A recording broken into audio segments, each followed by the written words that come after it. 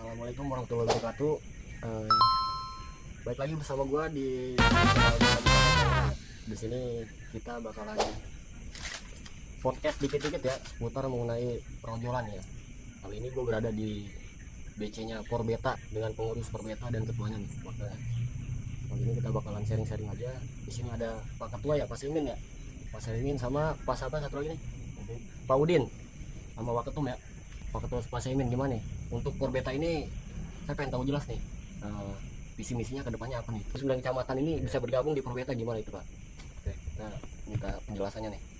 Ya, untuk Porbeta sendiri itu kan kita diinisiasi dari 3 pilar ya.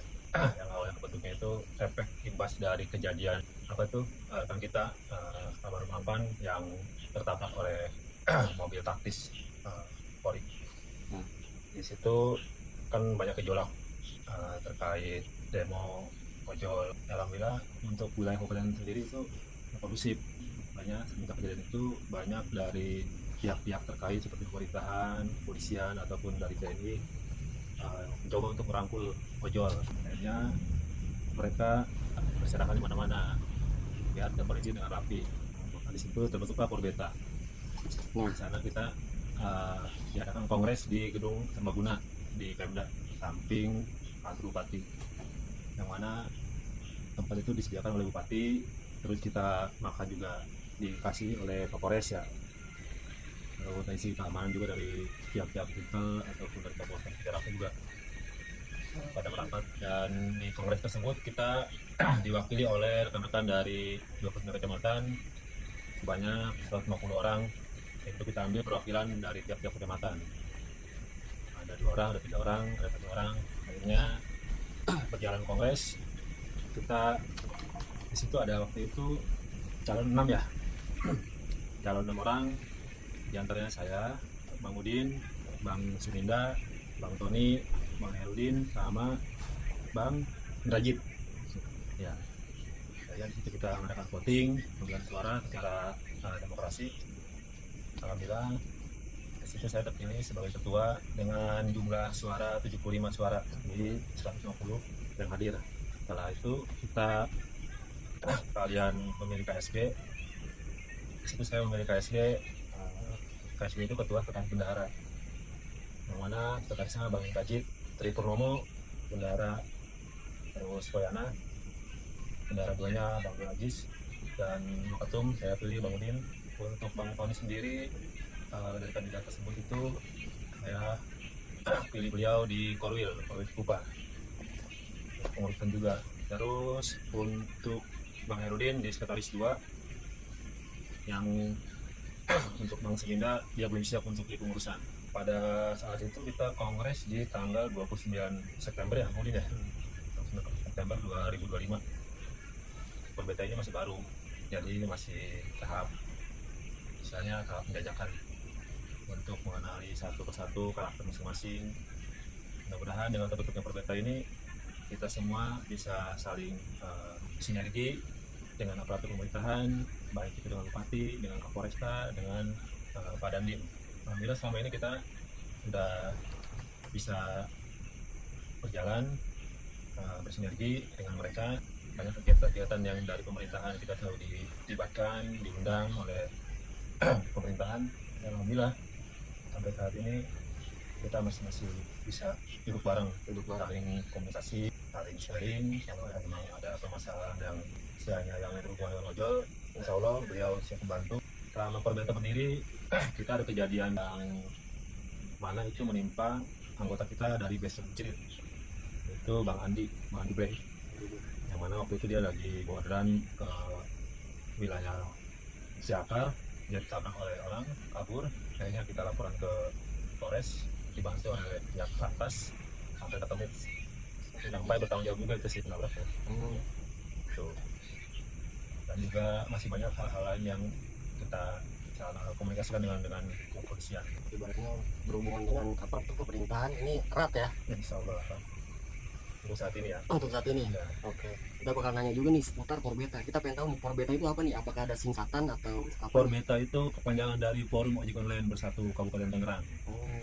Yang mana di situ semua ada 29 kecamatan.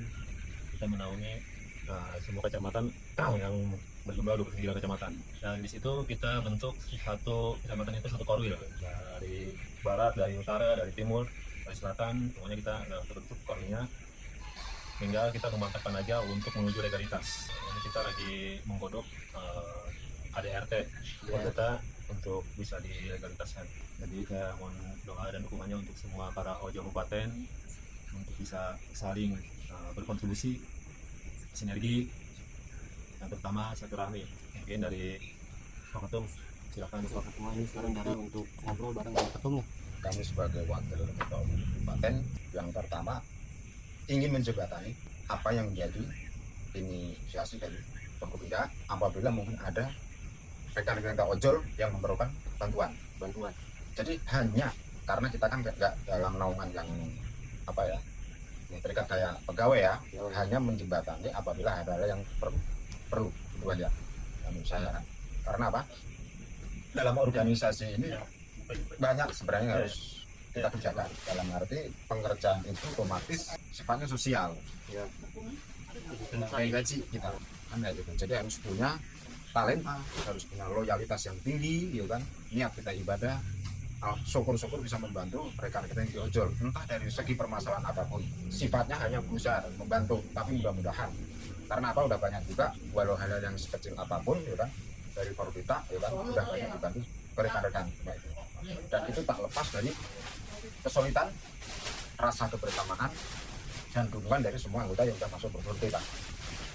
Forkopimda sendiri atau pemerintah yang lain itu nggak bisa berjalan tanpa tembok, tanpa kekuatan yang penuh dari berbagai lini. Nggak hanya bisa kita mengandalkan kepengurusan. Kemenangan suatu komunitas dalam hal apapun itu berkat kerjasama, kesulitan semua anggota yang ada.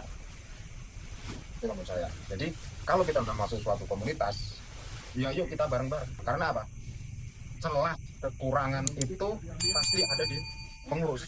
Belum tentu pengurus itu lebih pintar daripada anggota. Karena apa? Pembentukan pengurus itu asal intinya kan usulan, ajuan dari rekan-rekan kita. Walau sebenarnya ibaratnya kualitasnya mungkin kurang. Maka dari itu pengurus itu hanya menjembatani, dan itu tak lepas dari dukungan dari anggota yang ada.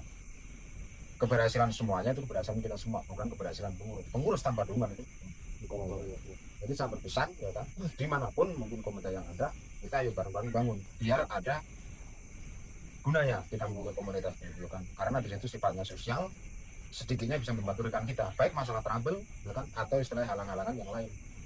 Walau hanya sekedar informasi dan yang lain.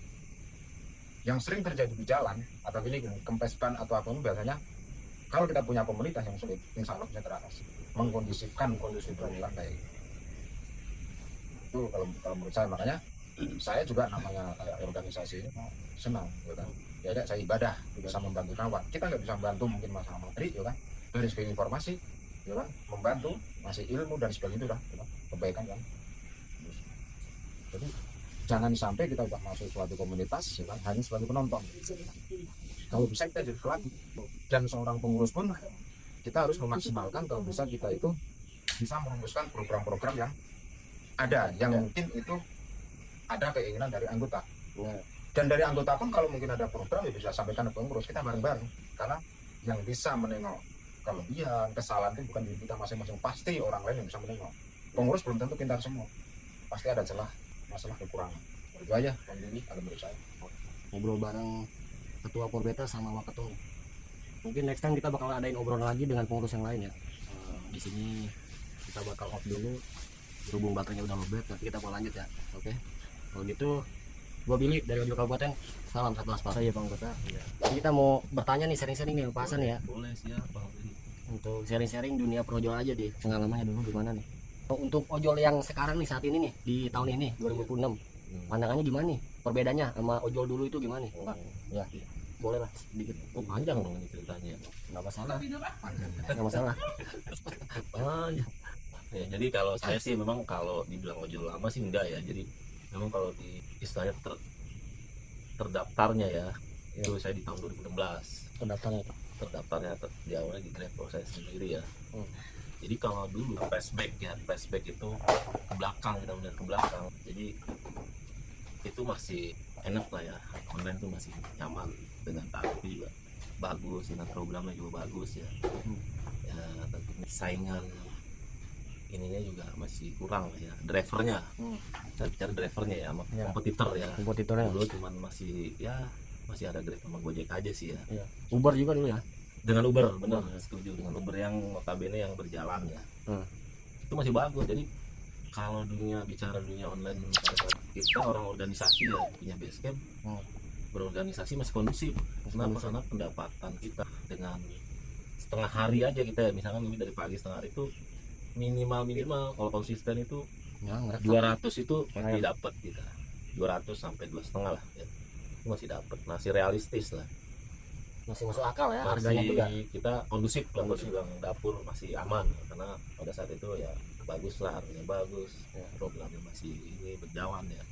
Tapi kalau untuk sampai dengan profit juga lumayan sih menurut saya. Tapi kalau pandangan ke depan ya, dengan berbagai macam kebijakan aplikator dan berbagai macam program-program yang tentunya pandangan saya sih memang sangat merugikan.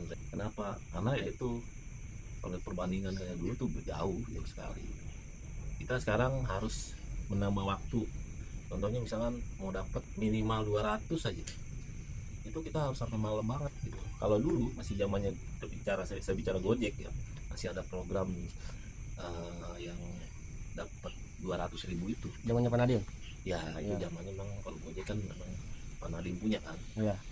Ya itu setengah 4 atau jam 4 tuh driver yang notabene pemain food itu udah kondusif.